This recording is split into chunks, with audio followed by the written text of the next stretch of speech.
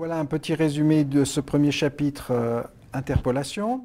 Donc le problème que nous nous sommes posé, nous cherchons un polynôme de degré n tel que p en tj soit égal à pj, les valeurs tj et pj étant données pour tous les indices j allant de 0 à n.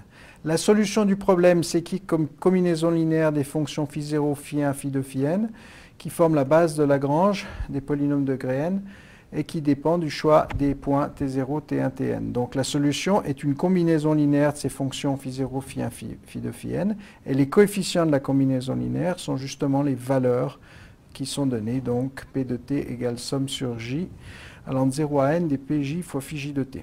La kème fonction de base de la base de Lagrange est un polynôme de degré n qui doit s'annuler au point tj, j différents de k. Donc au numérateur, vous avez des monômes t moins tj, et au dénominateur, vous avez une division par tk moins tj, de sorte que phi k en tk soit égal à 1. Voilà ce qu'il faut absolument savoir pour l'examen. Maintenant, on a ensuite considéré une fonction f définie sur un intervalle AB, continue, et nous avons construit le polynôme de degré n qui coïncide avec la fonction f en un certain nombre de points tj équidistants sur l'intervalle AB. Et donc, Pn de t est une combinaison linéaire de nouveau de ces fonctions phi j, les fonctions de base de la base de Lagrange. Les coefficients de la combinaison linéaire, ce sont les valeurs de la fonction f au point tj. Et lorsque n tend vers l'infini, on se pose la question de savoir est-ce que Pn s'approche de plus en plus de la fonction f. Et là, le résultat d'un théorème, c'est que ceci dépend de la dérivée d'ordre n plus 1 de la fonction f.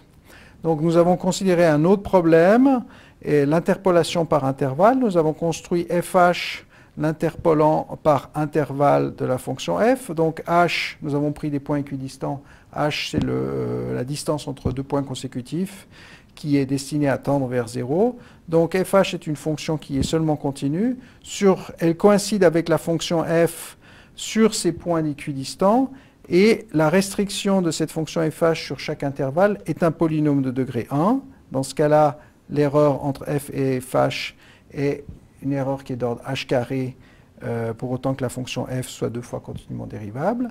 Et si vous prenez maintenant un interpolant, donc une fonction fh dont la restriction sur chaque intervalle est un polynôme de degré 2, eh bien vous obtenez que la distance entre f et fh est d'ordre h cube, c'est-à-dire divisé par 2 puissance 3, 8, chaque fois que h est divisé par 2.